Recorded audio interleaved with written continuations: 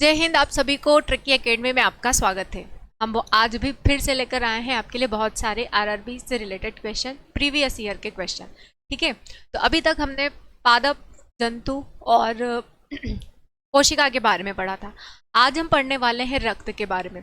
रक्त जो है हमारे शरीर की सबसे छोटी जो कोशिका होती है रक्त की, वो क्या होती है? वो आरबीसी होती है। तो आरबीसी, डब्ल्यूबीसी, इन सभी से रिलेटेड क्वेश्चन आज हम यहाँ पर देखने वाले हैं। और मैं आपको इसके साथ साथ बहुत सारी जानकारी भी देने वाली हूँ कि रक्त जो होता है हमारे शरीर में, रक्त किस प्रकार का एक अंग होता है, अंग ही होता है, या हम बोल सकते हैं कि एक ऊतक होता है। ठीक है, तो जो पहला क्वेश्चन है वो क्या है आपका, देखिए। रक्त का इनमें से कौन सा घटक प्रतिरक्षा को बढ़ावा देता है और कीटाणुओं से लड़ने में शरीर की मदद भी करता है? मतलब कि हमारे इम्यून सिस्टम को बढ़ाने वाला कौन सा रक्त, मतलब बढ़ाने वाला कौन सा अंग है या कोशिका होती है जो हमारे इम्यून सिस्टम को बढ़ाती है? लाल रक्त कोशिकाएं, श्वेत रक्त कोशिकाएं, या फिर रक्त प्लाज्मा या रक्त प्लेटलेट्स? यहाँ पर लाल रक्त कणिकाएं दे रखा है। लाल रक्त कणिकाएं या कोशिकाएं, आप दोनों में से कुछ भी बोल सकते हो इसको। तो इनमें से चार ऑप्शन दे रखे हैं, चार में से आपको बताना है कि इनमें से कौन सी कोशिका या कणिकाएं हैं जो आपके प्रतिरक्षा तंत्र को बढ़ाती है, आपकी इम्यूनिटी को बढ़ाती है। तो देखो, इसको शुरू करने से पहले मैं आपको बता देती हूँ रक्त के बारे में थोड़ी सी जानकारी।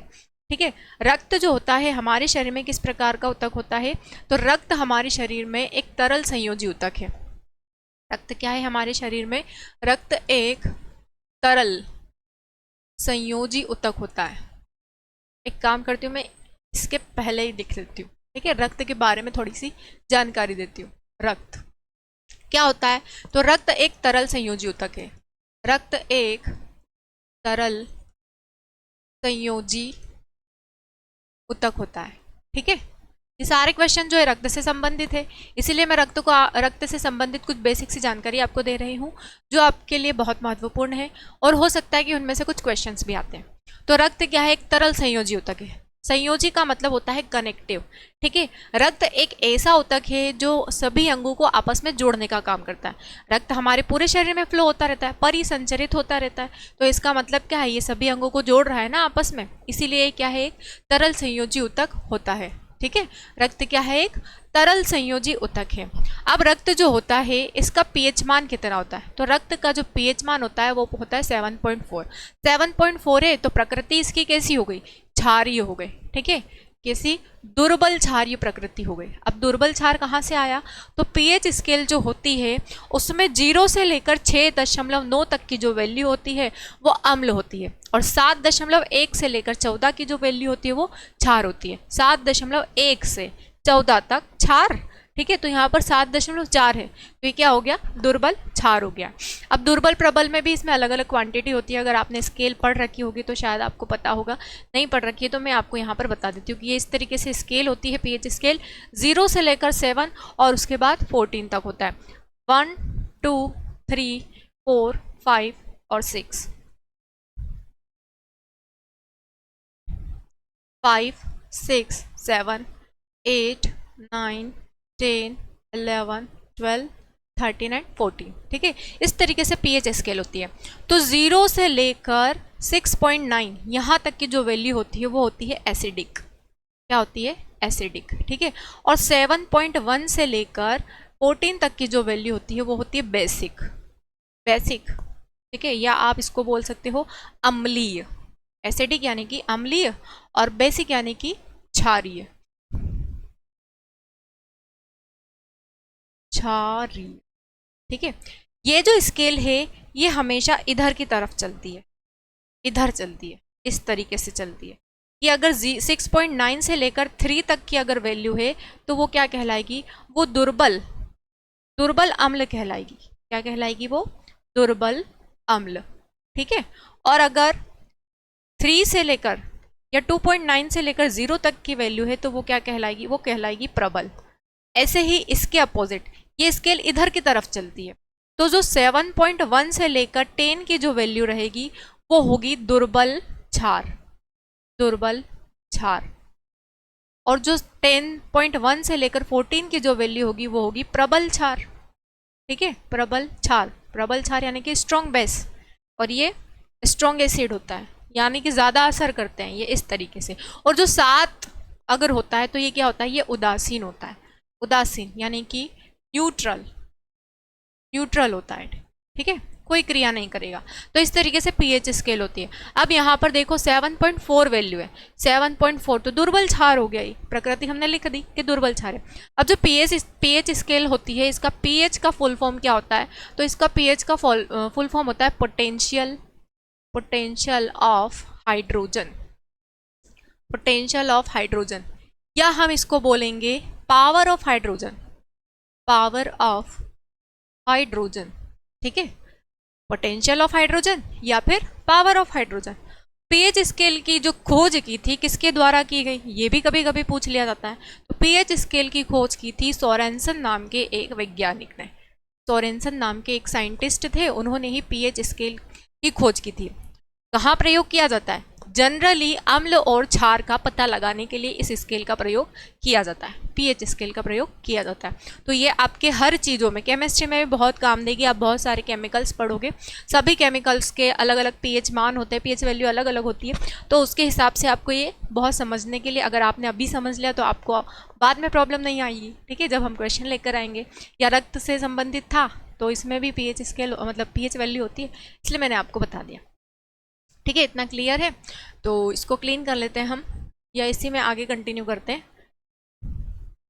तो प्रकृति हो गई कैसी, रक्त की दुर्बल क्षार। अब जो रक्त का निर्माण होता है, रक्त का निर्माण ये कहाँ हो जाता है, तो ये निर्माण हो जाता है कहाँ पर, अस्थि मज्जा में, अस्थि मज्जा में, ठीक है, कहाँ हो जाता है, अस्थि मज्जा में रक्त का निर्माण होता है। हम इसको क्लीन ही कर लेते हैं, जो भी पीएच इसके लिए इसको क्लीन कर लेते हैं। आपने नोट कर ही लिया होगा मेरे हिसाब से, तो अब हम इसको क्लीन कर लेते हैं ताकि हम रक्त के बारे में और डिटेल्स लिख सकें।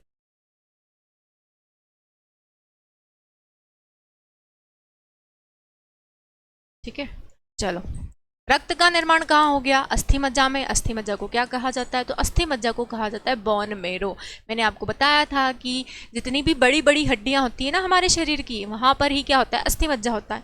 हड्डियां जो होती है 4 लेयर्स में होती है, जो बड़ी बड़ी होती है वो 4 लेयर्स में होती है। तो जो सबसे अंदर का पार्ट होता है वही क्या होता है, बोन मेरो होता है, और वहीं पर फॉर्मेशन होता है ब्लड का, आरबीसी का, डब्ल्यूबीसी का, प्लेटलेट्स का एंड प्लाज्मा का, ठीक है। तो अस्थि मज्जा में यानी कि बोन मेरो में रक्त का निर्माण होता है।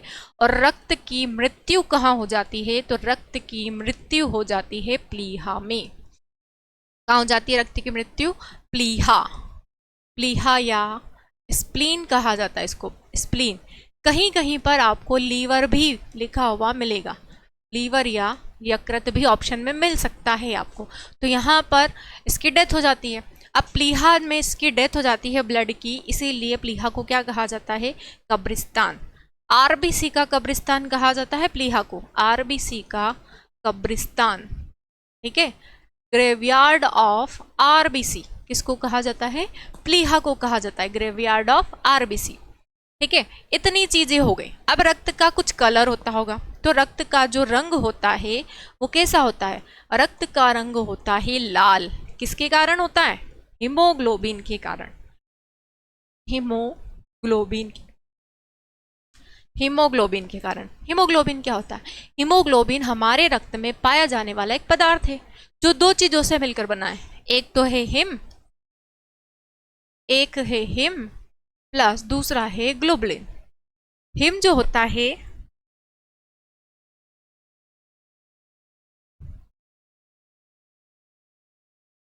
दूसरा क्या है, ग्लोबुलिन, ठीक है।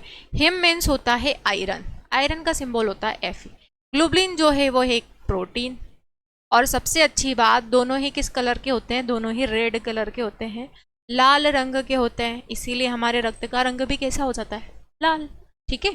तो रक्त का रंग कैसा होता है, लाल होता है हीमोग्लोबिन के कारण। हो गई बात क्लियर इतनी, ये रक्त के बारे में जनरल से इंफॉर्मेशन थी। अब जो रक्त होता है इसके भाग भी होते हैं। कितने भाग होते हैं, तो रक्त के 2 भाग होते हैं। ओह शिट, रक्त के भाग, रक्त के भाग, ये इंपॉर्टेंट है। अभी इतने सारे क्वेश्चन बनेंगे इसमें से कि आपको, आप फटाफट कर दोगे क्वेश्चन। रक्त के भाग कितने होते हैं, 2 होते हैं। एक होता है द्रव के रूप में, द्रव के रूप में, और दूसरा जो होता है वो कणों के रूप में होता है, कणों के रूप में। ठीक है, द्रव के रूप में जो रहेगा उसका नाम है प्लाज्मा। द्रव के रूप में क्या रहेगा? प्लाज्मा। कितने परसेंट? 55%। 55% प्लाज्मा होता है। कणों के रूप में रहेगा आरबीसी, डब्ल्यूबीसी और प्लेटलेट्स। प्लेटलेट्स ये कितने परसेंट? 45%। ठीक है, इतनी चीजें अगर आपको क्लियर है तो हम बढ़ते हैं क्वेश्चंस की तरफ। मैंने ये चीजें आपको इसलिए बताई ताकि अगर आपको नहीं पता हो तो आप इन चीजों को नोट कर ले और हम फटाफट क्वेश्चंस को टिक कर ले ताकि आपकी तैयारी और मजबूत हो जाएगी। ठीक है, वैसे और भी चीजें होती है ब्लड से रिलेटेड, ये बेसिक सी जानकारी है जो आपको पता होनी ही चाहिए। चलो, और हाँ, रक्त की मात्रा कितनी होती है हमारे शरीर में? तो रक्त की मात्रा होती है हमारे शरीर में, रक्त की मात्रा कितनी होती है? 5 से 6 लीटर हर व्यक्ति में होती है। और यही जो 5 से 6 लीटर होता है ये वही मतलब परिसंचरित भी होता है, फिल्टर भी हो जाता है, सब कुछ 1 मिनट में हो जाता है। ठीक है, 5 से 6 लीटर जो रक्त प्यूरिफाई होता है हमारे हार्ट के थ्रू, लंग्स के थ्रू, वो 1 मिनट में ही हो जाता है। ठीक है, चलो, ये रक्त के बारे में कुछ बेसिक सी जानकारी थी। अगर आप इसका स्क्रीनशॉट लेना चाहते तो ले सकते हैं, फिर हम आगे बढ़ते हैं क्वेश्चंस की तरफ। ठीक है, लेना चाहते तो ले लीजिए आप स्क्रीनशॉट। चलो, अब आगे बढ़ते हैं। पहला प्रश्न हमारा, पहला प्रश्न है रक्त का इनमें से कौन सा घटक प्रतिरक्षा को बढ़ावा देता है और कीटाणुओं से लड़ने में शरीर की मदद करता है? कणिकाओं का पूछा है कि इस प्रकार की कौन सी कोशिका होती है जो हमारी इम्यूनिटी को बढ़ाती है? लाल रक्त कणिकाएं, श्वेत रक्त कणिकाएं, रक्त प्लाज्मा या रक्त प्लेटलेट्स? तो हमारी इम्यून सिस्टम को बढ़ाने वाली जो कोशिकाएं होती है वो होती है WBC, श्वेत रक्त कणिकाएं। श्वेत रक्त कणिकाएं को कहा जाता है WBC, white blood cells. Scientific name अगर हम देखें तो इसका साइंटिफिक नेम होता है ल्यूकोसाइट। ठीक है, ल्यूकोसाइट। WBC जो होती है हमारे शरीर में लाखों होती है। क्वांटिटी हमारे शरीर में WBC की मात्रा कितनी होती है? तो होती है 7 से 10 लाख, 7 से 10 लाख होती है।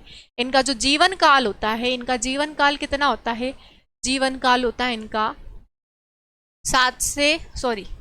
2 से 4 दिन, 2 से 4 दिन, या फिर आपको ऑप्शन में मिलेगा 3 से 5 दिन।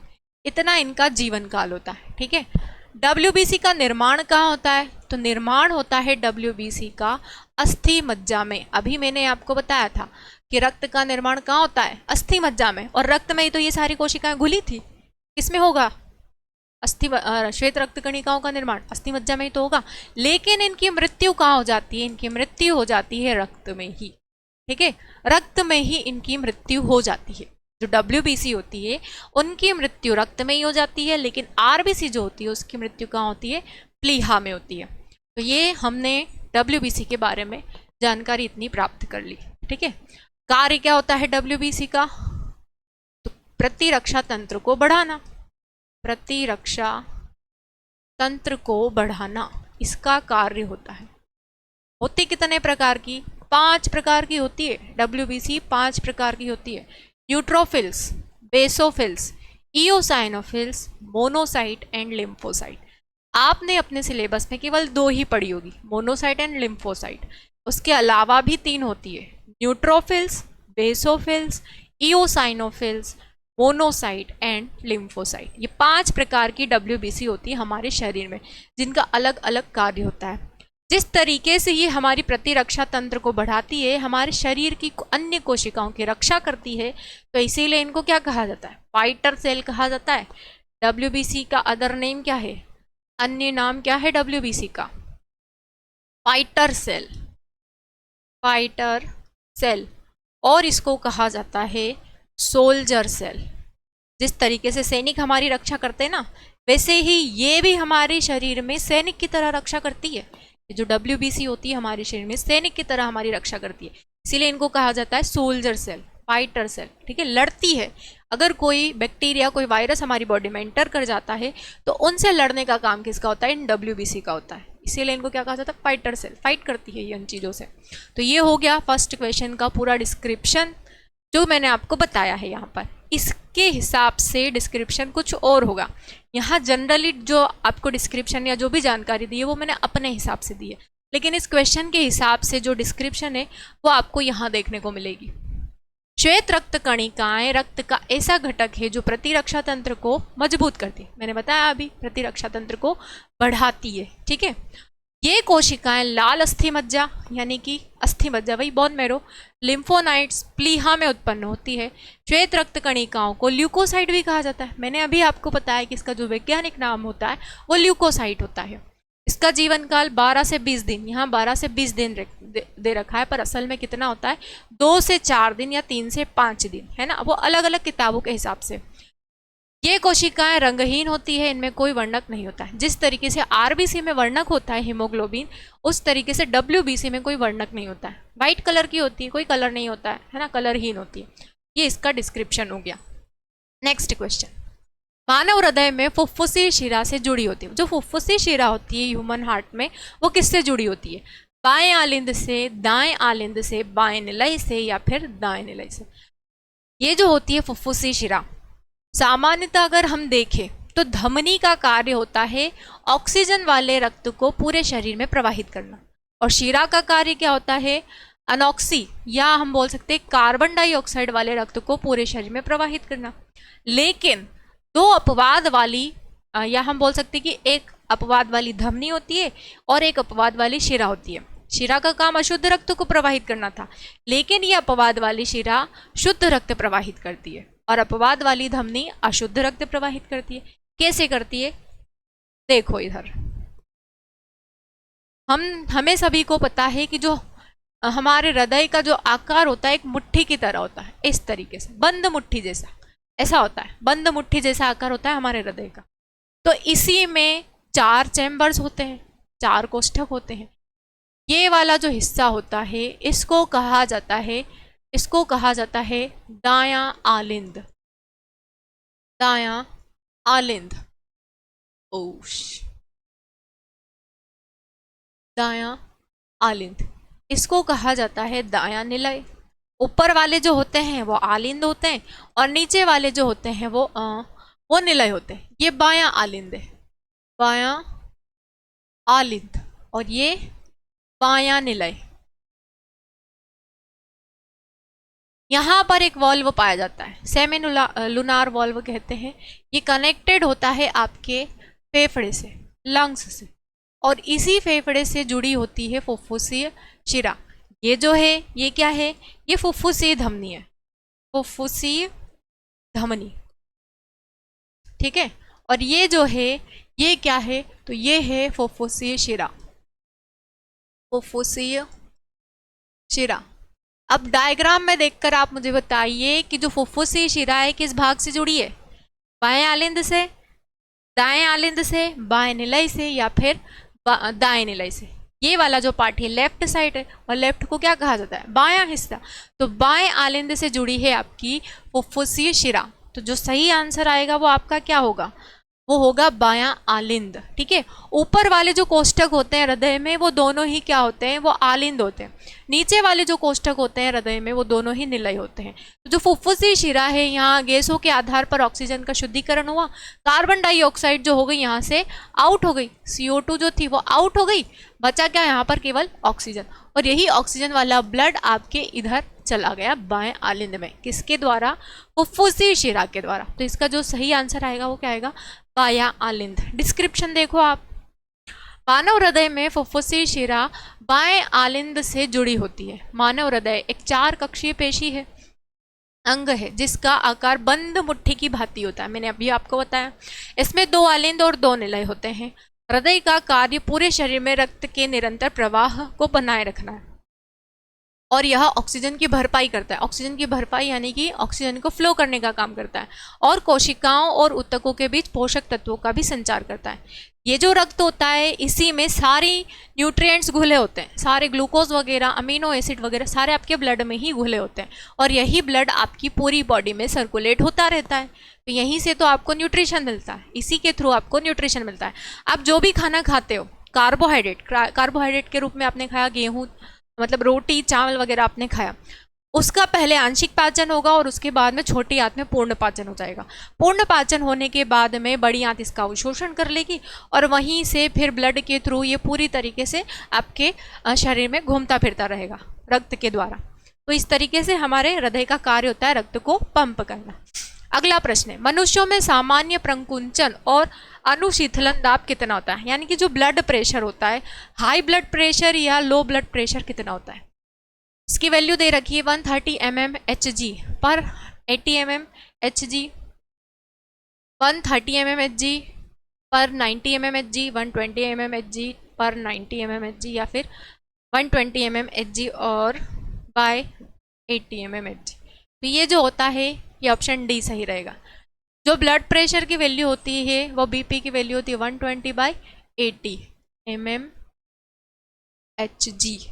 अपॉन mmHg, ये इसकी वैल्यू होती है। ठीक है, अगर इसकी क्वांटिटी इसकी मात्रा और ज़्यादा बढ़ा दी जाती है तो वो हाई ब्लड प्रेशर हो जाता है और इसकी मात्रा और कम कर दी जाती है तो वो लो ब्लड प्रेशर में आ जाता है। ऑप्शन डी इसका सही आंसर होगा। ठीक है, ब्लड प्रेशर। मनुष्यों में सामान्य प्रकुंचन दाब, प्रकुंचन दाब का मतलब होता है ब्लड प्रेशर 120 mmHg और अनुशीतलन दाब कितना होता है 80 mmHg होता है। अर्थात सामान्य मनुष्य में रक्तचाप जो होगा वो 120/80 mmHg को सामान्य माना जाता है। रक्तचाप को पारे में मिलीमीटर, Hg जो होता है मरकरी होता है। ठीक है, मरकरी की इकाई में मापा जाता है, मिलीमीटर, पारे की जो मिलीमीटर इकाई होती है ना उसमें मापा जाता है। और वैसे ब्लड प्रेशर जो मापने का यंत्र होता है उसको क्या कहा जाता है? उसको कहा जाता है स्फिग्नोमेनोमीटर। ठीक है, स्फिग्नोमेनोमीटर। और जो कान में ऐसे लगाकर हार्ट बीट सुनी जाती है ना, डॉक्टर ऐसे कान में लगा लेते हैं और फिर आपके यहाँ ऐसे टच करते रहते हैं ना, वो हार्ट बीट सुनते हैं, उसको कहा जाता है स्टेथोस्कोप। तो ये कभी कभी यंत्र के भी नाम पूछ ले जाते हैं। आएंगे अभी क्वेश्चन इसमें, देखते हैं हम। रक्त का निम्नलिखित में से कौन सा घटक थक्कों के निर्माण में सहायक होता है? यहाँ पर कोशिकाओं के नाम दे रखे हैं और उनमें से पूछा है कि कौन सी कोशिका है जो रक्त का थक्का बनाने में सहायक होता है। लाल रक्त कणिकाएं, बिंबाणु या प्लेटलेट्स, प्लाज्मा प्रोटीन या फिर श्वेत रक्त कणिका। जो प्लेटलेट्स होती है, प्लेटलेट्स का जो वैज्ञानिक नाम है वो क्या है? थ्रोम्बोसाइट है। थ्रोम्बो का मीन्स होता है थक्का, थ्रोम्बो मीन्स क्या होता है? थक्का। ऐसी कोशिकाएं जो थक्का बनाने में सहायक होती है उन्हीं को क्या कहा जाता है? बिंबाणु या प्लेटलेट्स। इसका जो साइंटिफिक नेम है उसका नाम क्या है? Thrombocyte, thrombocyte. ठीक है, थ्रोम्बोसाइट। एक बात और याद रख लेना कि ये जो होती है इनकी हमारे शरीर में मात्रा कितनी होती है? तो 1 से 1.5 लाख होती है इनकी मात्रा हमारे शरीर में। प्लेटलेट्स या बिंबाणु की हमारे शरीर में मात्रा होती है 1 से 1.5 लाख। निर्माण कहाँ होता है इनका? निर्माण हो जाता है रक्त में, अस्थि मज्जा में। निर्माण कहाँ होता है? अस्थि मज्जा में। लेकिन इनकी मृत्यु कहाँ हो जाती है? इनकी मृत्यु हो जाती है रक्त में। मृत्यु कहाँ हो जाती है? रक्त में ही इनकी मृत्यु हो जाती है। ठीक है, रासायनिक नाम मैंने आपको बता दिया है, थ्रोम्बोसाइट होता है। कार्य क्या होता है? रक्त का थक्का बनाने में सहायक, रक्त का थक्का बनाने में सहायक होता है, थक्का बनाने में सहायक। ठीक है, रक्त का थक्का बनाने में ये सहायक होते हैं। जब भी मलेरिया या डेंगू हो जाता है या हीमोफीलिया हो जाता है, इस कंडीशन में प्लेटलेट्स कम हो जाती है। सॉरी, तो जब भी मलेरिया होगा, डेंगू होगा या हीमोफीलिया, हीमोफीलिया एक जेनेटिक डिसीज होती है, ये जन्म से या आनुवांशिक तरीके से चलती है, इसमें प्लेटलेट्स बनती ही नहीं है। ठीक है, प्लेटलेट्स की जो कोशिकाएं होती है, बिंबाणु कोशिकाएं जो होती है, इसमें पाई नहीं जाती है, जिसके कारण अगर व्यक्ति को चोट लगती है तो शरीर का सारा रक्त बह जाता है और उसकी मौत हो जाती है। तो हीमोफीलिया, जिसको रॉयल डिसीज भी कहा जाता है, क्रिसमस फैक्टर भी कहा जाता है।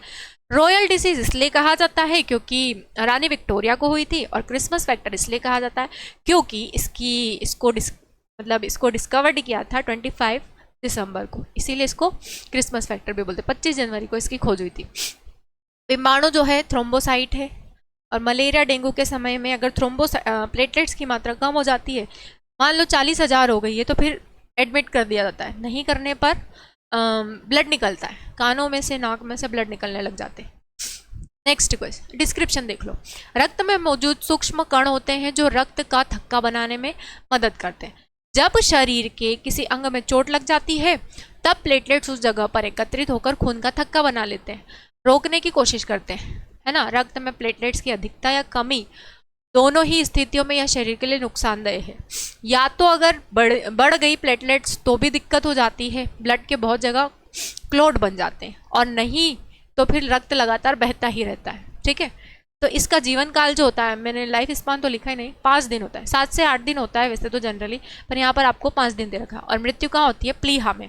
प्लीहा में भी हो सकती है, रक्त में भी हो सकती है, ठीक है। ऑप्शन पर डिपेंड करता है। नेक्स्ट क्वेश्चन, निम्न में से कौन सा भोजन कार्बन डाइऑक्साइड और नाइट्रोजन युक्त अपशिष्टों को घुलन रूप में परिवहन करता है? क्या करता है? प्लाज्मा, श्वेत रुधिर कणिका, प्लेटलेट्स या लाल रक्त कणिका? आरबीसी होती है जनरली।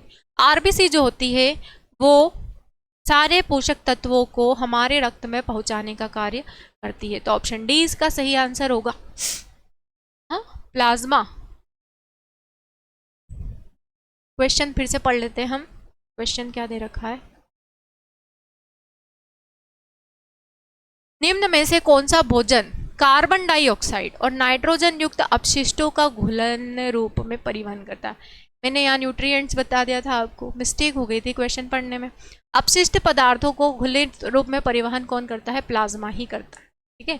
55% ये हमारे रक्त में पाया जाता है, और साथ में इसका जो पीएच, ये हमारे शरीर में पीएच वैल्यू को भी मेंटेन करता है। इसका कोई कलर नहीं होता इसका कोई कलर नहीं होता है, ठीक है। हल्का पीला दिखाई देगा, वो रक्त में घुला होने के कारण जब प्लाज्मा को हटाया जाता है तो उसी के कारण वो हल्का पीला दिखाई देता है। वैसे जनरली इसका कोई कारण मतलब कलर नहीं होता है। सही आंसर क्या आएगा इसका? प्लाज्मा। अपशिष्ट पदार्थों का परिवहन कर रहा है ना, घुलित अपशिष्ट पदार्थों का। प्लाज्मा शरीर के रक्त का तरल घटक है जो रक्त की कुल मात्रा का 55% है, जो मैंने आपको अभी बताया था। शरीर के चोट से उबारने, पोषक तत्वों को वितरित करने, जिसमें भोजन, कार्बन डाइऑक्साइड और नाइट्रोजन युक्त अपशिष्ट पदार्थों को घुलित रूप में परिवहन करना है। साथ ही शरीर की गंदगी को भी दूर करना, संक्रमण रोकना, प्रतिरोधक क्षमता बढ़ाना आदि के कार्य के लिए आवश्यक होता है। मैंने बताया ना आपको, पीएच में वैल्यू जो होता है, हमारे जितने भी ऑर्गन्स होते हैं, जितने भी हार्मोन्स होते हैं, सभी की पीएच वैल्यू को मेंटेन करने का जो काम करता है वो कौन करता है? प्लाज्मा ही करता है। अब सब मेंटेन रहेगा तो आपका बॉडी भी तो मेंटेन रहेगा।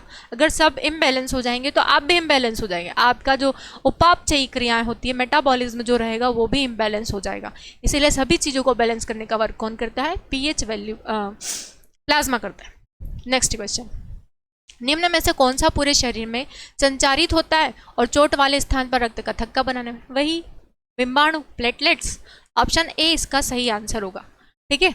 थक्का बनाने में मदद करके रिसाव को बंद कर देता है। ब्लड के क्लॉट बनाने का काम करता है प्लेटलेट्स। डिस्क्रिप्शन देखो, प्लेटलेट्स पूरे शरीर में संचरित होता है और चोट वाले स्थान पर रक्त का थक्का बनाने में ये सहायक होता है या रिसाव बंद कर देता है। प्लेटलेट्स का निर्माण कहाँ होता है? बोन मैरो में। बोन मैरो यानी कि क्या? अस्थि मज्जा। अस्थि मज्जा में इसका निर्माण होता है, ठीक है। अस्थि मज्जा में ही आरबीसी बनता है, डब्ल्यूबीसी बनता है और प्लेटलेट्स भी बनता है। प्लाज्मा भी वहीं बनता है। नेक्स्ट क्वेश्चन, अब यहाँ पर मैच द कॉलम दे रखा है, आपको मैच करना है। 3 पार्ट इधर दे रखे हैं, 3 पार्ट इधर दे रखे हैं, आपको कार्य बताने। हृदय का कार्य क्या है? शरीर में रक्त को पंप करना। तो पंप करने की तरह कार्य करता है कौन?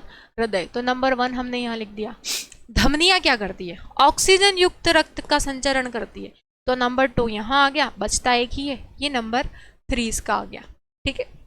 ये इधर और ये इधर। धमनियाँ क्या करती है? शुद्ध रक्त को पूरे शरीर में प्रवाहित करती है, और शिराएं क्या करती है? अशुद्ध रक्त को पूरे शरीर में प्रवाहित करती है। ये कार्य होते हैं धमनी और शिरा के। देख लीजिए यहाँ पर, पहले का पहला ही था, दूसरे का तीसरा और तीसरे का दूसरा। ऑप्शन बी इसका सही आंसर। डिस्क्रिप्शन देखो, हृदय पंप की तरह कार्य करने वाला अंग है। धमनियां ऑक्सीजन युक्त रक्त का संचरण करती है, और शिराएं जो है ऑक्सीजन रहित रक्त का संचरण करती है, ठीक है। नेक्स्ट क्वेश्चन, उच्च रक्तचाप हाई ब्लड प्रेशर को अति रक्तदाब हाइपरटेंशन भी कहा जाता है, जो के कारण है मांसपेशियों के संकुचन से, धमनिकाओं के संकुचन से, शिराओं के शिथिलन से, या फिर धमनियों के शिथिलन से। क्या होगा इसका सही आंसर? हाई ब्लड प्रेशर जो होता है वो किसके कारण होता है? High blood pressure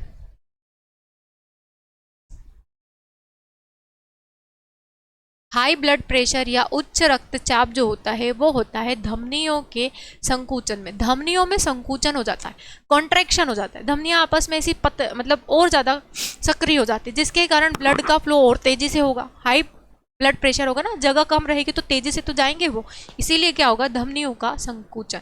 option B इसका सही आंसर होगा। डिस्क्रिप्शन देखो, उच्च रक्तचाप को अति रक्तदाब हाइपरटेंशन भी कहा जाता है, जो धमनियों के संकुचन के कारण होता है। हमारे शरीर में रक्त का प्रवाह एक निश्चित गति से होता है। यदि स्वास्थ्य निर्देशों के अनुसार शरीर में रक्त का दाब इतना है, 120/80 है, से अधिक नहीं होना चाहिए, ठीक है। अगर इससे ज़्यादा हो गया, बताया ना मैंने अभी, 120 से ज़्यादा हो गया तो हाई ब्लड प्रेशर, और 80 से कम हो गया तो low blood pressure. Condition terms दोनों में सेम ही है कि दोनों में ही शरीर ठंडा पड़ जाएगा, चक्कर आएंगे, वीकनेस होगी। बस एक चीज़ ये है कि हाई ब्लड प्रेशर को कंट्रोल करने की टेबलेट मिल जाती है, लेकिन लो ब्लड प्रेशर को मेंटेन करने का कोई ट्रीटमेंट नहीं है, कोई मेडिसिन नहीं है। इसलिए ज़्यादा आप डिप्रेशन में ना जाए, ज़्यादा टेंशन ना करें, जिससे ब्लड प्रेशर ना हाई हो ना लो हो, ठीक है। ये कंडीशन होती है। जहाँ आपने कोई तनाव लिया, कोई डिप्रेशन में चला गया, तो ब्लड प्रेशर मेंटेन नहीं हो पाता है, ठीक है। और अगर आपको पता है कि ब्लड प्रेशर लो होता है या हाई होता है, उस कंडीशन में आपको क्या, कॉफ़ी पी लेना चाहिए, ताकि वो मेंटेन हो जाता है। कॉफ़ी पीने से काफ़ी फ़ायदा होता है और ब्लड प्रेशर जो रहेगा वो मेंटेन हो जाएगा। नहीं मिल पाती है कॉफ़ी, तो कॉफ़ी वाली चॉकलेट खा लें आप, जिससे आपका ब्लड प्रेशर मेंटेन हो जाता है, ठीक है। नेक्स्ट क्वेश्चन, ये घरेलू तरीका बता रही हूँ मैं आपको। निम्नांकित आकृति मानव हृदय को दर्शाती है। ये स्ट्रक्चर बना हुआ है हार्ट का। LA जो है ये क्या है, बायां आलिंद है, लेफ्ट ऑरिकल, ठीक है। LV जो है, LV यहाँ है, बायां निलय है, ऊपर वाला भाग, और ये नीचे वाला भाग। RA जो है ये दायां आलिंद है, RV जो है दायां निलय है। कपाट वॉल्स कहाँ R स्थित है, ये पहला भाग है, ये दूसरा, ये तीसरा, ये नलियां हैं सारी, ठीक है। वॉल्स कहाँ है, वॉल्स के बारे में पूछा है। 4 वॉल्स होते हैं हमारे हार्ट में, ट्राइकस्पिड, बाइकस्पिड, सेमेलुलर और आयोटिक वॉल्व। ये 4 प्रकार के वॉल्व होते हैं। तो इनमें से आपसे पूछा कि वॉल्व्स कहाँ स्थित है, वॉल्व आर कहाँ स्थित है, आर कहाँ स्थित है। ऑप्शन देख लेते हैं हम इसका। 1, 2, 4 और 6 क्रमांकित स्थानों पर, 1, 2, 3, 4, 5 और 6 क्रमांकित सभी स्थानों पर, 2, 3, 4 और 5 क्रमांकित स्थानों पर, या फिर 3, 4 और 6 क्रमांकित स्थानों पर। तो देखिए आप फिर से स्ट्रक्चर देख लीजिए, वॉल्व देखना है आपको, वॉल्व का। तो देखो एक तो वॉल्व ये रहा अलग, एक वॉल्व तो ये रहा, ये दूसरे नंबर पे आ गया। एक वॉल्व ये रहा तीसरे, यहाँ से ब्लड इंटर हुआ, फिर यहाँ ऊपर की तरफ जाएगा ना वो, ठीक है। फिर एक वॉल्व ये रहा। 5 नंबर नहीं लिखा क्या यहाँ पर, 5 नंबर था या नहीं था,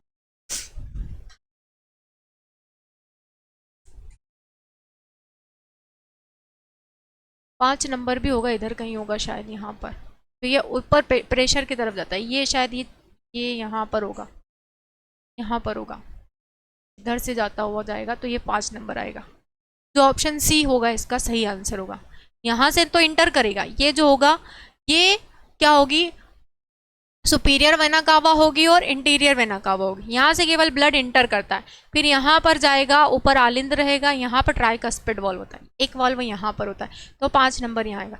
एक वॉल्व ये रहा, एक वॉल्व ये रहा, और बाकी के 3 इधर है। तो ऑप्शन सी इसका सही आंसर होगा, ठीक है। ऑप्शन सी, ऑप्शन सी इसका सही आंसर होगा। ये यहाँ पर एक वॉल्व होगा, मैं बता देती हूँ आपको, यहाँ होगा एक वॉल्व 5, ठीक है। तो ये हो गए सारे 2, 3, 4 और 5, 2, 3, 4, 5 ये ही वाल्व रहेंगे। 6 नहीं रहेगा, एक भी नहीं रहेगा, 6 और 1 नहीं रहेगा, यहाँ से इंटर होगा और एक आउटर होगा। नेक्स्ट क्वेश्चन, डिस्क्रिप्शन देखो। प्रश्न में दिए गए चित्र के अनुसार 2, 3, 4 और 5 क्रमांकित स्थानों पर स्थित है। कपाट रुधिर को केवल एक ही दिशा में आलिंद से निलय की ओर जाने देते हैं, ठीक है। वो क्या है, वो कपाट है। जो 1 नंबर है वो भी कपाट है, और 6 नंबर है वो भी क्या है, कपाट है। बाकी इसके सारे क्या है, वॉल्व है। नेक्स्ट क्वेश्चन, छोटी आंत के अवशोषण क्षेत्र में बड़े हुए उंगली नुमा प्रवर्ध को क्या कहा जाता है, ग्रंथियां, अवरोधिनी, पक्षाभ या फिर अंकुर। अंकुर को इंग्लिश में कहा जाता है विलाई, ठीक है। इंग्लिश में अंकुर को क्या कहा जाता है, इसको कहा जाता है डार्क पेन से लिख लेती हूँ। अंकुर को कहा जाता है विलाई। तो अब आपको प्रश्न आसान लग गया होगा कि छोटी आंत में अवशोषण क्षेत्र के लिए क्या होता है, विलाई होता है। तो ऑप्शन डी इसका सही आंसर होगा, ऑप्शन डी। ठीक है, अंकुर क्या होता है कि जो आपकी छोटी आंत होती है ना, उसका स्ट्रक्चर ऐसा होता है, इस तरीके से होता है। फिर इस तरीके से, है ना, इस तरीके से स्ट्रक्चर होता है। तो इसके अंदर ना चाकू की धार जैसी आपको इस आकृति दिखाई देगी। ये कलर ले लेते, इस तरीके से आपको आकृति दिखाई देगी। ये उंगली नुमा आप बोल सकते हो इसको, ऐसे टच होती है। ये क्या करती है कि आपका जो भोजन के अणु थे वो इतने बड़े आए, आगे आगे इसी स्ट्रक्चर के कारण ये धीरे धीरे छोटे होते गए, और इतने छोटे होते गए कि आपके रक्त में पूरी तरीके से ये घुल जाए। तो इसमें क्या होता है, अंकुर होता है, अंकुर यानी कि विलाई होता है। तो ऑप्शन डी इसका सही आंसर होगा। डिस्क्रिप्शन देखिए आप, डिस्क्रिप्शन से क्लियर हो जाएगा। और हमारे शरीर में छोटी आंत में उंगली नुमा अंकुर यानी कि विलाई के साथ पंक्तिबद्ध होते हैं। पंक्तिबद्ध यानी कि एक के बाद एक के बाद एक के बाद ऐसे बने होते हैं, जो हमारे भोजन से पेट में उत्पन्न तरल मिश्रण से पोषक तत्वों को अवशोषित भी कर लेते हैं, जिसे काइम कहते हैं, है ना। क्या कहा जाता है उसको, काइम। जब आपका भोजन आपके मुख गुहा में रहता है तो उसको कहा जाता है बोलस। क्या कहा जाता है, बोलस कहा जाता है। लेकिन जब ये भोजन आगे बढ़ जाता है, अमाशय से आंत तक पहुंचता है, तो इसको क्या कहा जाता है, काइम कहा जाता है। ये लिखा है यहाँ पर, जिसे काइम कहा जाता है। अंकुर यानी कि विलाई उंगलियों के समान प्रक्षेपित होते हैं, इस तरीके से होते हैं, इस तरीके से होते हैं। तो जिनमें रक्त वाहिनियों की भरपूर आपूर्ति होती है। अंकुर की संख्या लगभग 10 से 40 प्रति वर्ग मिलीमीटर या 600 से 25,000 प्रति वर्ग इंच तक होती है। इंपॉर्टेंट है ना, इंपॉर्टेंट है ये। हो गया क्लियर। चलो आगे बढ़ते हैं अब हम। नेक्स्ट क्वेश्चन है आपका, मनुष्य के परिसंचरण तंत्र की कुछ विशेषताओं का उल्लेख नीचे किया गया, गलत विकल्प का चयन कीजिए। यहाँ पर 3 ऑप्शन सही रहेंगे और एक गलत दे रखा है, तो उसी का चुनाव करना है। केशिकाएं संयुक्त होकर शिराओं का निर्माण करती है। लसिका को ऊतक द्रव भी कहा जाता है। प्लेटलेट्स रक्त के थक्के जमाने में सहायक होते हैं। रक्तचाप, उच्च रक्तचाप शिराओं के संकुचन के कारण होता है। तो इसमें जो गलत विकल्प है वो क्या है, उच्च रक्तचाप के कारण ही क्या हो जाता है, उच्च रक्तचाप के कारण ही क्या हो जाता है, शिराओं के संकुचन हो जाता है। ऑप्शन डी इसका सही आंसर होगा। कैसे होगा, तो इसका पूरा डिस्क्रिप्शन देखो। दिए गए विकल्पों में डी मनुष्यों के परिसंचरण तंत्र के संबंध में सही नहीं है। उच्च रक्तचाप धमनियों के संकुचन के कारण होता है। ठीक है, धमनिया में संकुचन होगा तो ही हाई ब्लड प्रेशर होगा, शिराओं में नहीं। इसीलिए क्या होगा, ऑप्शन डी सही आंसर होगा। नेक्स्ट क्वेश्चन, मानव रक्त के निर्माण के लिए इनमें से किसकी आवश्यकता होती है, निकिल की, कोबाल्ट की, लोहा या आयरन की, या फिर तांबा या कॉपर से। अभी मैंने बताया था रक्त जो है 2 पिगमेंट से मिलकर बना था, हिम प्लस ग्लोबुलिन। हिम जो था आयरन था और ग्लोबुलिन जो था प्रोटीन। तो सही क्या आएगा, आयरन यानी कि लोह। ऑप्शन सी इसका सही आंसर होगा। नेक्स्ट क्वेश्चन, डिस्क्रिप्शन देख लो भैया पहले। मानव रक्त के निर्माण के लिए लौह तत्व की आवश्यकता होती है, होती ही है। रक्त में प्लाज्मा रक्त कणिकाएं होती है। प्लाज्मा हल्के पीले रंग का होता है, जिसमें लगभग 92% क्या होता है, जल तथा 8% प्रोटीन होते हैं। लवण तथा प्लाज्मा और रक्त कणिकाएं होती है। आरबीसी, डब्ल्यूबीसी और प्लेटलेट्स भी होती है रक्त में ही, मैंने आपको बताई थी अभी। नेक्स्ट क्वेश्चन, श्वसन वर्णक हीमोग्लोबिन इनमें से किसमें मौजूद होता है, किसमें मौजूद होता है, आरबीसी में। ठीक है, लाल रक्त कणिकाओं में, रक्त प्लेटलेट्स में, श्वेत रक्त कणिकाओं में या रक्त प्लाज्मा में। आरबीसी में होता है। आरबीसी का रंग लाल होता है, किसके कारण, हीमोग्लोबिन के कारण। बताया तो था अभी मैंने आपको। ऑप्शन पहला इसका सही आंसर होगा। डिस्क्रिप्शन, मानव श्वसन वर्णक हीमोग्लोबिन। हीमोग्लोबिन एक लाल रंग का आयरन युक्त वर्णक होता है, जो लाल रुधिर कणिकाओं में मौजूद होता है। ठीक है, यही मैंने आपको बताया था। नेक्स्ट क्वेश्चन, मानव जैसे कुछ जीवों के हृदयों में ऑक्सीजन रहित रक्त को ऑक्सीजन युक्त रक्त में पृथक क्यों रखा जाता है। पेशियों की वृद्धि और उसके कामकाज में मदद करने के लिए, फेफड़ों में रक्त का ऑक्सीजनीकरण करने के लिए, एक बड़े शरीर वाले जीव को ऑक्सीजन प्रदान करने के लिए, या फिर शरीर के तापमान को स्थिर बनाए रखने के लिए। शरीर के तापमान को स्थिर बनाए रखने के लिए ऐसा किया जाता है? ऑप्शन डी इसका सही आंसर है। ठीक है, एटमॉस्फेयर में या वातावरण में जो तापमान है उसके हिसाब से हमारे शरीर को भी का तापमान भी मेंटेन करना पड़ता है, तो ऑप्शन डी इसका सही आंसर होगा। मानव जैसे कुछ जीवों के हृदय में ऑक्सीजन रहित रक्त को ऑक्सीजन युक्त रक्त में पृथक कार्बन डाइऑक्साइड श्वसन का अपशिष्ट उत्पाद है। श्वसन कोशिका में इसकी सांद्रता अधिक होती है। उपापचयी रूप से सक्रिय कोशिकाओं में कार्बन डाइऑक्साइड बढ़ने से ऑक्सीहीमोग्लोबिन से ऑक्सीजन पृथक हो जाता है। यह प्रक्रिया शरीर के तापमान को भी स्थिर बनाए रखने में सहायक होती है। ठीक है, जो प्रोसेस होती है कि पहले तो दाएं आलिंद में गया ब्लड, उसके बाद फिर दाएं निलय में गया, वहाँ से लंग्स में गया, यहाँ से कार्बन डाइऑक्साइड बाहर कर दी, ऑक्सीजन बच गई, ऑक्सीजन वाला ब्लड फिर बाएं आलिंद में गया, फिर वहाँ से बाएं निलय में गया और फिर अयोटा के माध्यम से पूरे शरीर में फैल गया। ये प्रोसेस होती है पूरा, कार्डियक चक्र कहा जाता है, कार्डियक साइकिल कहा जाता है, हृदय चक्र। रक्तचाप या रक्तदाब के संबंध में निम्न में से कौन सा कथन गलत है? शिराओं में दाब धमनियों की तुलना में बहुत अधिक होता है। निलयी संकुचन के दौरान दाब के प्रकुंचन दाब कहा जाता है और निलयी शिथिलन के दौरान दाब को अनुशिथिलन दाब कहा जाता है। सामान्य प्रकुंचन दाब लगभग 120 mmHg होता है और अनुशिथिलन दाब 80 mmHg होता है। इस दाब को स्फिग्नोमेनोमीटर अभी बताया था मैंने का उपयोग करके मापा जाता है। गलत कथन जो है उसको देखना है, ये सही है, ये भी सही है, ये भी सही है, बचता क्या है? Option A. तो ऑप्शन ए इसका सही आंसर होगा। शिराओं में दाब धमनियों की तुलना में बहुत अधिक होता है, ये गलत है। धमनियों में ज्यादा ब्लड प्रेशर होता है। नेक्स्ट क्वेश्चन, हृदय से क्वेश्चन नहीं है, डिस्क्रिप्शन है, मैं बार बार भूल जाती हूँ क्योंकि कंटिन्यू क्वेश्चन पढ़ाने की आदत है ना, तो मैं भूल जाती हूँ कि इस वाली वीडियो में हमने डिस्क्रिप्शन भी डाल रखा है।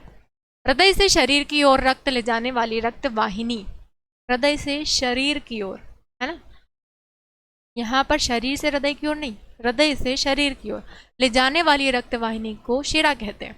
इसमें रक्त का बहाव रोकने के लिए कपाट होते हैं तथा इनकी गुहाएं चौड़ी होती है ताकि रक्त धीमी गति से निरंतर बहता रहे, जबकि धमनी में कपाट नहीं होते हैं, इसीलिए ब्लड तेजी से बहता है और अधिक दाब के साथ बहता है। नेक्स्ट क्वेश्चन, रक्त स्कंदन की मदद से होता है, रक्त रिक्त स्थान के मदद से होता है। रक्त प्लाज्मा लाल रक्त कणिकाएं, प्लेट्स या श्वेत रक्त कणिकाएं। रक्त स्कंदन जो होता है, रक्त स्कंदन किसके माध्यम से होता है? तो ये होता है प्लेटलेट्स कणिकाओं के। रक्त स्कंदन यानी कि रक्त का थक्का बनना, और थक्का किसके माध्यम से बनता है? स्कंदन का मतलब क्या होता है? थक्का, क्लॉट, किसके माध्यम से बनता है? प्लेटलेट्स कणिकाओं के माध्यम से। कुछ हिंदी वर्ड ऐसे आ जाते हैं कि आप कंफ्यूज हो जाते हैं कि यार क्या लिख रखा है, आता उसका जवाब आपको है पर आप उसको गलत करके आ जाते हो। तो आपको दोनों टर्म्स पता होना चाहिए, हिंदी और इंग्लिश दोनों। सॉरी। रक्त स्कंदन प्लेटलेट्स कणिकाओं की मदद से होता है। यह क्रिया शरीर से बाहर अत्यधिक रक्त को बहने से रोकती है। रक्त का स्कंदन या थक्का मुख्यतः फाइब्रिन धागे की जाल से बनता है। देखो, रक्त का थक्का बनाने वाले जितने भी पिगमेंट होते हैं ना, वो मैं आपको बता देती हूँ क्या क्या होता है। अगर आपसे कोई पूछे कि प्रोटीन कौन सा होता है, प्रोटीन, तो प्रोटीन होता है फाइब्रिनोजन, रक्त का थक्का बनाने वाला प्रोटीन। कोशिका अगर पूछे कि रक्त का थक्का बनाने वाली कोशिका क्या है, वो है प्लेटलेट्स, ठीक है। और अगर कोई विटामिन पूछ ले कि रक्त का थक्का जमाने वाला विटामिन क्या होता है, तो वो होता है विटामिन के, ठीक है। ये चीजें आपको पता होनी चाहिए।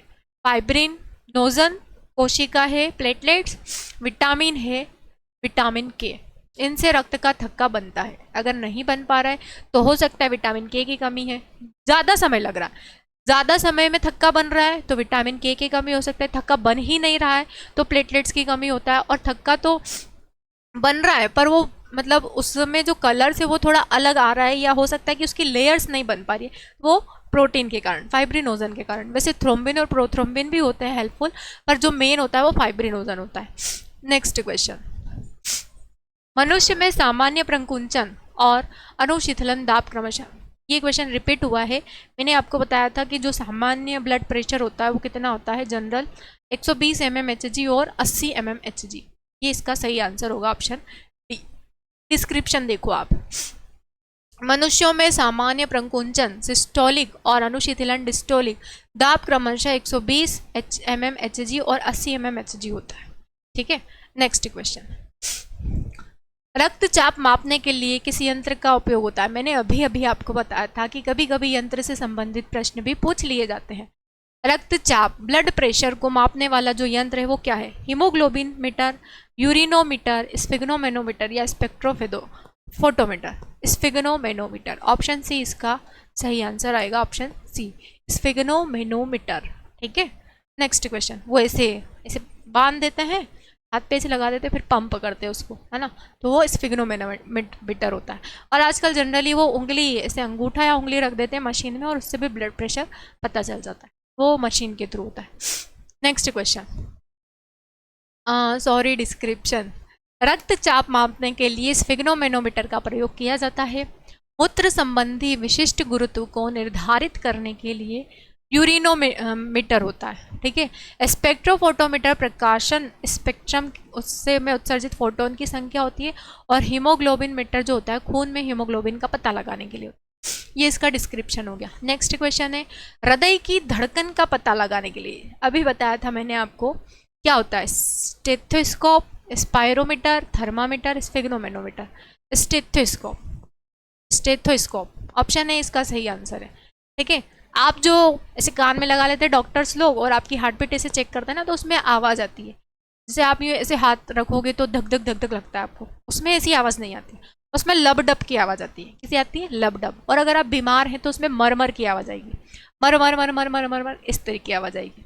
ठीक है, तो ये पहचानते हैं डॉक्टर इसी तरीके से। डिस्क्रिप्शन देखो आप इसका, हृदय की धड़कन का पता लगाने के लिए स्टेथोस्कोप यंत्र का उपयोग किया जाता है, जिसका आविष्कार किसने किया है, आविष्कार किया है रने लेनेक ने 1816 में। यंत्र है स्पायरोमीटर, स्पायरोमीटर के थ्रू मनुष्य के फेफड़े की श्वसन दर को मापा जाता है। थर्मामीटर से शरीर का तापमान मापा जाता है, और स्फिग्नोमेनोमीटर से रक्तचाप यानी कि ब्लड प्रेशर मापा जाता है।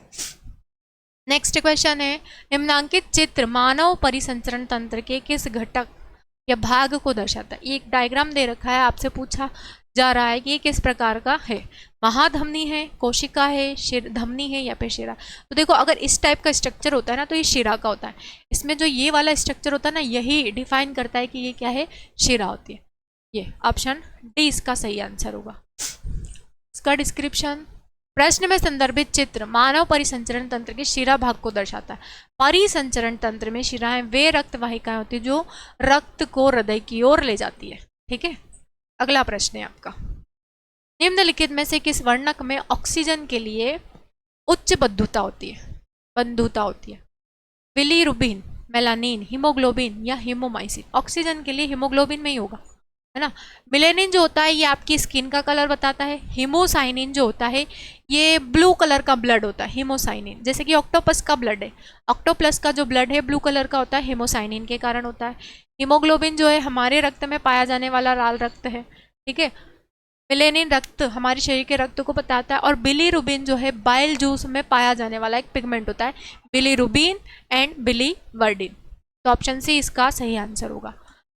नेक्स्ट डिस्क्रिप्शन है, मानव शरीर में वर्णक हीमोग्लोबिन, मानव शरीर में वर्णक हीमोग्लोबिन है जो ऑक्सीजन के लिए उच्च बंधुता रखता है। यह वर्णक लाल रुधिर कणिकाओं में उपस्थित होता है, आरबीसी में पाया जाता है। कार्बन डाइऑक्साइड जल में अधिक विलेय है और इसलिए इसका परिवहन हमारे रुधिर में विलेय अवस्था में नहीं होता है। ठीक है, घुली हुई नहीं होती हमारे शरीर में कार्बन डाइऑक्साइड, बाहर निकल जाती है, उत्पाद के रूप में बाहर चली जाती है। निम्नलिखित में से किस रक्त समूह को सर्वदाता, जो सभी को दे सकते हैं, वो रक्त समूह कहा जाता है। ए बी, बी, ओ या फिर ए। तो इसका जो सही आंसर आएगा वो ओ है। ओ को क्या कहा जाता है, सर्वदाता। ऐसे ही सर्वग्राही होता है ए बी, ये जो है ये सर्वग्राही है। आपको पता है रक्त समूह की खोज किसने की थी, या हमारे शरीर में कौन सा रक्त समूह पाया जाता है। तो हमारे शरीर में पाया जाने वाला रक्त समूह क्या होता है, ABO सिस्टम। हमारे शरीर में पाया जाने वाला रक्त समूह का तंत्र होता है ABO सिस्टम। और इसकी खोज की थी किसने? इसकी खोज की थी कार्ल लैंड स्टीनर ने। कार्ल लैंड स्टीनर, ठीक है, स्टीनर, स्टीनर ने की थी। कार्ल लैंड स्टीनर ने इसकी खोज की थी। जो ए बी रक्त समूह होता है, इसकी खोज किसने की थी? डक्सटूलियो स्टूली ने की थी।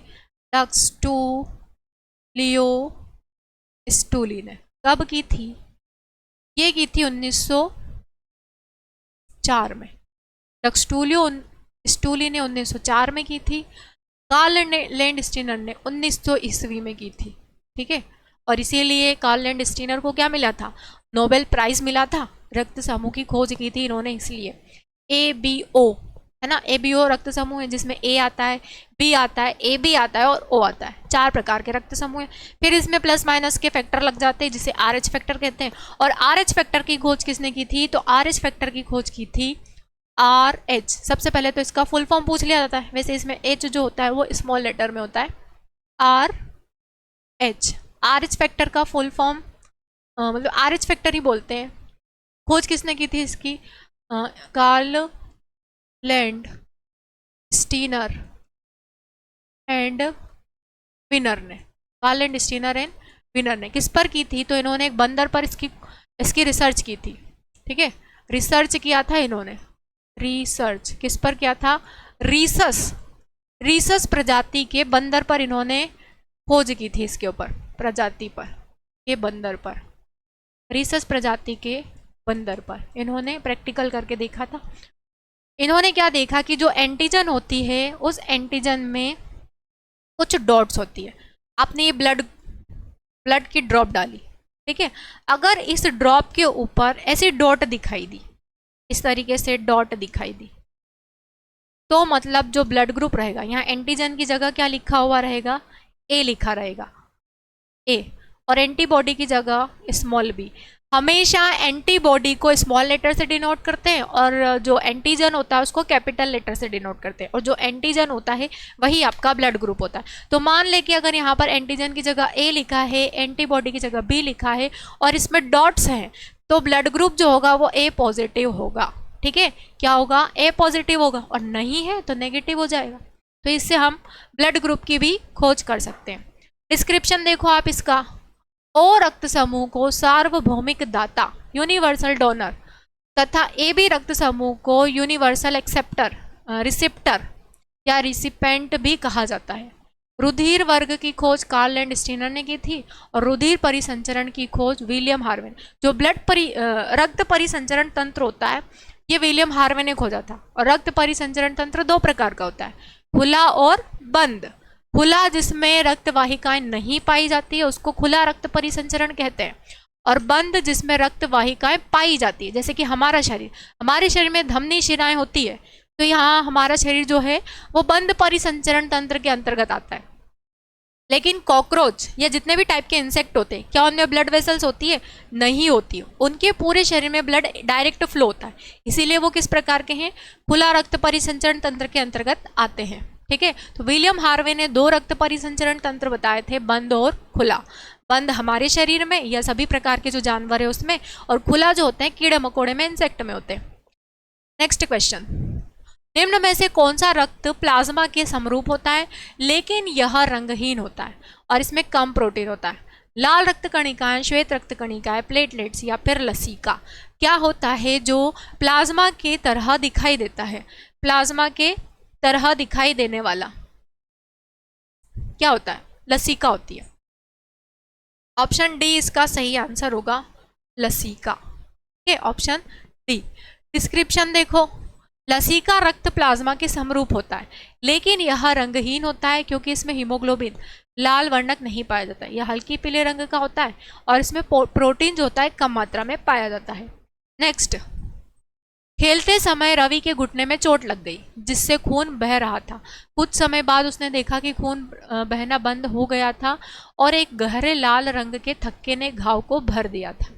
इस प्रकार की कोशिकाएं रक्त का थक्का जमाने में मदद करती है, प्लेटलेट्स करती है, ठीक है। ऑप्शन डी इसका सही आंसर है, प्लेटलेट्स। प्लेटलेट्स हमारे शरीर की ऐसी कोशिकाएं होती है जो खून को बहने से रोकती है। प्लेटलेट्स के बहते खून को थक्का बनाने में मदद करती है।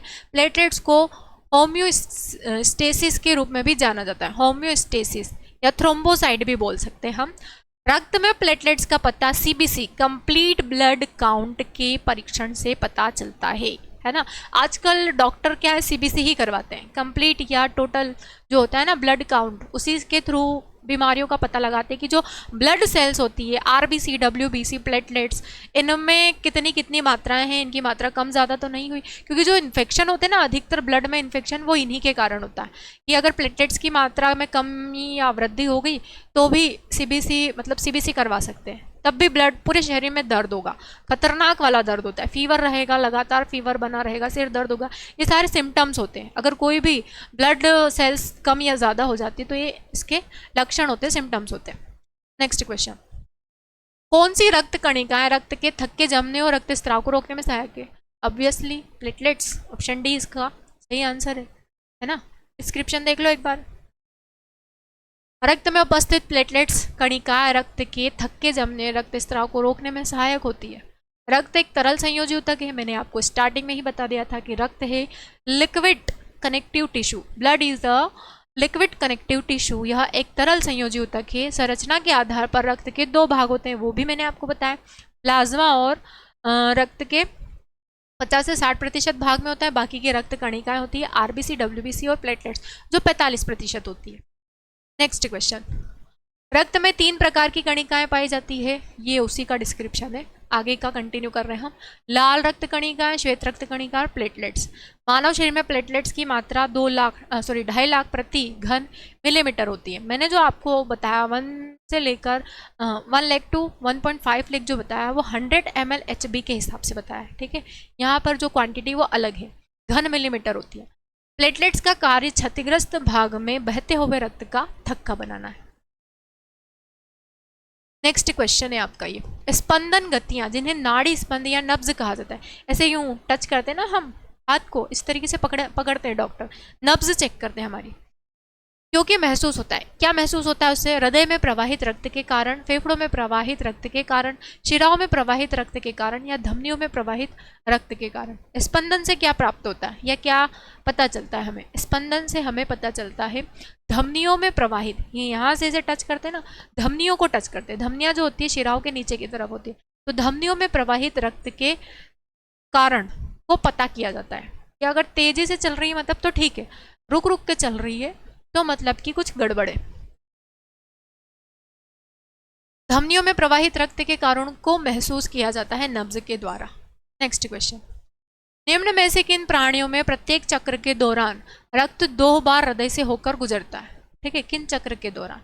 मत्स्य पक्षी और सरीसृप वर्ग, स्तनधारी पक्षी और मत्स्य वर्ग, स्तनधारी मत्स्य सरीसृप वर्ग और स्तनधारी पक्षी और सरीसृप। आपसे कुल मिलाकर ये पूछा है कि किन प्राणियों में प्रत्येक चक्र के दौरान रक्त 2 बार हृदय से होकर गुजरता है, 2 बार, यानी कि ऑरिकल में जाएगा, वेंट्रिकल में जाएगा, ऑरिकल में जाएगा और वेंट्रिकल में जाएगा। तो इसका जो सही आंसर आएगा वो क्या आएगा? स्तनधारी पक्षी और सरीसृप।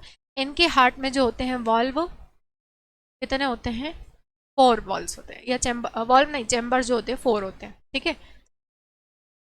यहाँ लिखा हुआ है स्तनधारी पक्षी और सरीसृप वर्ग प्राणी में प्रत्येक चक्र के दौरान रक्त 2 बार हृदय से होकर गुजरता है। एक तंत्र जिसमें रक्त एक पूर्ण चक्र में हृदय चक्र में हृदय के माध्यम से 2 बार प्रसारित होता है, दोहरा परिसंचरण कहलाता है। प्रणालीगत परिसंचरण और फुफ्फुसीय परिसंचरण 2 मार्ग हैं जिनमें रक्त दोहरे परिसंचरण में बहता है, ठीक है। नेक्स्ट क्वेश्चन है, रक्त समूह ए वाले एक पुरुष का विवाह बी वाली एक महिला से हुआ है जिनका एक बच्चा है जिसका रक्त समूह ए बी है। आनुवांशिकी के संदर्भ में इसका क्या अर्थ है? रक्त समूह ए का जिन रक्त समूह बी के जिन दोनों अप्रभावी है, ए प्रभावी है और रक्त समूह बी का जिन अप्रभावी है। आगे के ऑप्शन और देख लेते हैं हम। रक्त समूह ए का जिन रक्त समूह बी का जिन दोनों प्रभावी है, या फिर रक्त समूह बी का जिन प्रभावी है और रक्त समूह ए का जिन अप्रभावी। अब दोनों ब्लड ग्रुप आ रहे हैं तो दोनों ही प्रभावी होंगे, तो क्या होगा? ऑप्शन सी इसका सही आंसर होगा। ठीक है, ऑप्शन सी इसका सही आंसर होगा। ए और बी दोनों आ रहा है ना, ए और बी हो गया, बच्चे का ए भी हो गया, पिता का ए था, माता का बी था और बच्चे का ए भी हो, मतलब दोनों जीन्स प्रभावित थे, तो ऑप्शन सी इसका सही आंसर होगा। डिस्क्रिप्शन देखो, रक्त समूह ए वाले एक पुरुष का विवाह बी वाली एक महिला से हुआ जिसका बच्चा ए भी है। आनुवंशिकी के संदर्भ में रक्त समूह ए का जीन, रक्त समूह बी जीन दोनों प्रभावी होते हैं। ठीक है, नेक्स्ट क्वेश्चन, इनमें से कौन सा आंत से पचे हुए और अवशोषित वसा का परिवहन करता है? शीरा, प्लाज्मा, लसीका या फिर प्लेटलेट्स? क्या करता है? प्लाज्मा करता है। ठीक है, क्या करता है? क्या करता है? लसीका करती है। लसीका अवशोषित वसा का परिवहन करती है। वसा के बारे में पूछा है तो लसीका जो होती है वो अवशोषित वसा का परिवहन करती है, आंत से पची हुई वसा का अवशोषित करती है।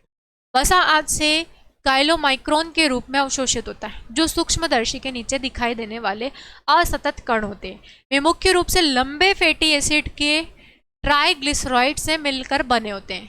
काइलोमाइक्रोन जो होता है, काइलोमाइक्रोन को लसिका प्रणाली के माध्यम से अवशोषित किया जाता है, जो अंततः रक्त प्रवाह में खाली हो जाता है। ठीक है, अब देखो जो भी आप चीज़ें खाते हो, जो भी न्यूट्रिएंट्स खाते हो आप, कार्बोहाइड्रेट, प्रोटीन, वसा, सभी का आंशिक पाचन होता है, फिर पूर्ण पाचन होता है, तो अलग अलग अंगों में होता है। ठीक है, जैसे कार्बोहाइड्रेट का आंशिक पाचन पूछे तो मुख गुहा में होता है, पूर्ण पाचन छोटी आंत में होता है। वैसे ही प्रोटीन का जो आंशिक पाचन होता है हमारे आमाशय में होता है, पूर्ण पाचन छोटी आंत में। वसा का आंशिक पाचन ग्रहणी में होता है और पूर्ण पाचन छोटी आंत में होता है। तो इस तरीके से जितने भी न्यूट्रिएंट्स होते हैं सभी के अपने अपने आंशिक पाचन भी होते हैं, पूर्ण पाचन भी होते हैं। पूर्ण पाचन सभी का कहाँ होता है? छोटी आंत में ही होता है। अवशोषण भी कहाँ होता है? छोटी आंत और बड़ी आंत दोनों जगह पर होता है। तो यहाँ पर ये जो है लसीका क्या करती है? वसा का परिवहन करती है ना। जो भी आपने खाने में वसा खाई है तो उसका परिवहन कौन करेगा? लसीका करती है। ठीक है, तो आज के वीडियो के जो क्वेश्चन थे सारे कंप्लीट हो गए हैं। आगे के वीडियो में हम फिर कंटिन्यू करेंगे, इसी टॉपिक के साथ में हम फिर मिलेंगे, इसी टॉपिक को कंटिन्यू करेंगे। मैंने आपको बताया है कि जो भी क्वेश्चंस है ये सभी प्रीवियस ईयर के क्वेश्चन हैं। ठीक है, प्रीवियस ईयर के सारे क्वेश्चंस हैं जो आपको सॉल्व करने हैं। अगर आपको टॉपिक वाइज इतने सारे क्वेश्चन मिल रहे हैं तो आपको इसके अलावा कुछ पढ़ने की ज़रूरत ही नहीं है, क्योंकि यहाँ पर हम पूरा डिस्क्रिप्शन भी दे रहे हैं, पूरा समझा भी रहे हैं आपको, तो इसके अलावा कुछ आपको देखने की ज़रूरत नहीं है। इसमें डिस्क्रिप्शन दे रखा है तो डिस्क्रिप्शन से आपको और नए क्वेश्चन मिल जाएंगे। बाकी और जो थ्योरी वाला होता है मैं और आपको समझा ही देती हूँ, तो बहुत सारे क्वेश्चनों का सार हो जाता है पूरा। तो अगर आपको हमारा पढ़ाया हुआ अच्छा लगा है तो प्लीज़ हमारे वीडियो को ज़्यादा से ज़्यादा लाइक करें, शेयर करें एंड सब्सक्राइब करें। कमेंट करना बिल्कुल ना भूलें, लाइक करना भी बिल्कुल ना भूलें, क्योंकि आपके लाइक और कमेंट से हम मोटिवेट होते हैं। तो प्लीज़ हमें मोटिवेट कीजिए लाइक और कमेंट के थ्रू, और बने रहें ट्रिकी एकेडमी के साथ में। अगली क्लास में फिर मुलाकात होगी, तब तक के लिए जय हिंद, धन्यवाद।